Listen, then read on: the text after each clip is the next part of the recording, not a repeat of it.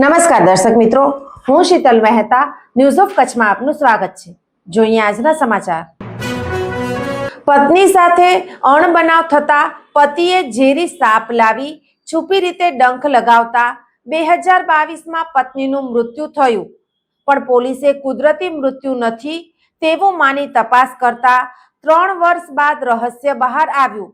જાણો વિચિત્ર ખૂનના કિસ્સાની વિગતવાર કહાની। મહારાષ્ટ્રના થાણેના બદલાપુરથી એક સનસનાટીભરી વાર્તા સામે આવી છે। લગભગ 3 વર્ષ પછી પોલીસે મહિલાના મૃત્યુના સંબંધમાં તેના પતિ સહિત 4 લોકોની ધરપકડ કરી છે। તે બધા પર હત્યાનો આરોપ છે। પોલીસ કહે છે કે મહિલાની હત્યા સામાન્ય રીતે નહીં, પરંતુ ઝેરી સાપના ડંખથી થઈ હતી।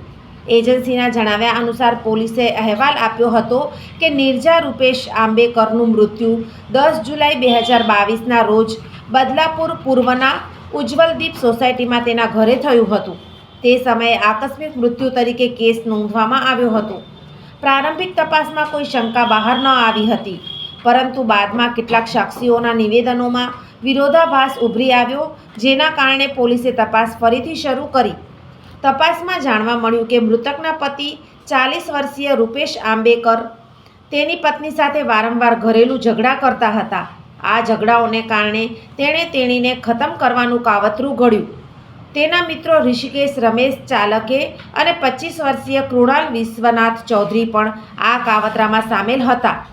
પોલીસના જણાવ્યા અનુસાર આરોપીઓએ સર્પ બચાવ સ્વયંસેવક ચેતન વિજય દુધાને 36 વર્ષીયનો સંપર્ક કર્યો, જે તેમને એક ઝેરી સાપ લાવ્યો। ષડયંત્રના ભાગરૂપે નિર્જાને તે જ સાપે કરડ્યો હતો, જેના પરિણામે તેનું મૃત્યુ થયું હતું। આરોપીઓ માનતા હતા કે સર્પદંશ કુદરતી અથવા આકસ્મિક માનવામાં આવશે, જેના કારણે તેઓ ભાગી ગયા। પોલીસની સતર્કતા અને તકનીકી તપાસને કારણે રહસ્ય ઉકેલાઈ ગયું। હવે 3 વર્ષ પછી પોલીસે હત્યાનો કેસ નોંધ્યો છે અને 4 આરોપીઓની ધરપકડ કરી છે।